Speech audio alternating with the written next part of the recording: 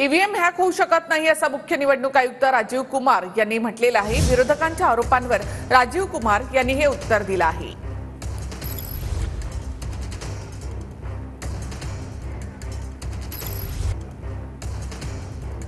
EVM hack होऊच शकत नाही, विरोधकांना निवडणूक आयुक्तांनी हे प्रत्युत्तर दिलेलं आहे। मतदारांच्या वाढलेल्या संख्येबाबत प्रश्न उपस्थित केले गेले आहेत,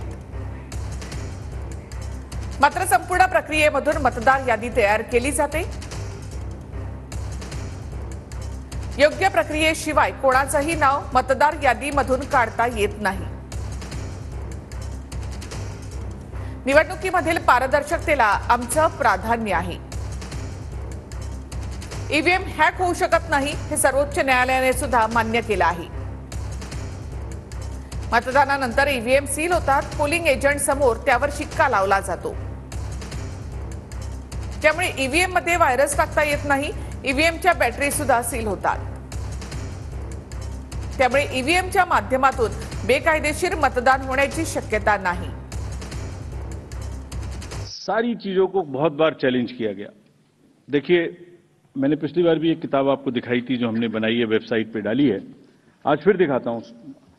माननीय हाई कोर्ट और सुप्रीम कोर्ट ने क्या कहा है। उन्होंने कहा है कि ईवीएम हैक हो ही नहीं सकती। There is no evidence of unreliability और any drawback in the EVM. I am circulating it.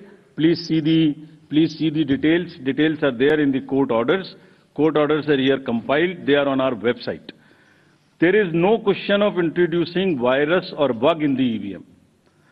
Election कमिशनने आज पत्रकार परिषद घेतली आणि जे काही आरोप महाविकास आघाडीकडून करण्यात आले त्याच्या सगळ्याला उत्तर त्यांनी दिले। त्यांचं असं म्हणणं आहे की 67,000 व्हीव्हीपॅट आम्ही चेक केल्या, मात्र कुठेही विसंगती आढळली नाही। मग एकदा आम्हाला ईव्हीएम नुसतं काचेच्या बॉक्समध्ये नाही, सगळ्यांना एकदा बोलवा आणि दाखवा ना, जवळून दाखवा। आम्हाला जी काही आमच्या मनात शंका आहे, जे टेक्नॉलॉजिकली शंका आहे, ती दाखवा आम्हाला एकदा पूर्ण हे करून। आणि मग तुमच्याकडे जे ईव्हीएम्स बनतात किंवा बनवतात त्या कंपनीवर डायरेक्टर कोण आहेत ह्याचं पण एक सोक्षमोक्ष लागू द्या।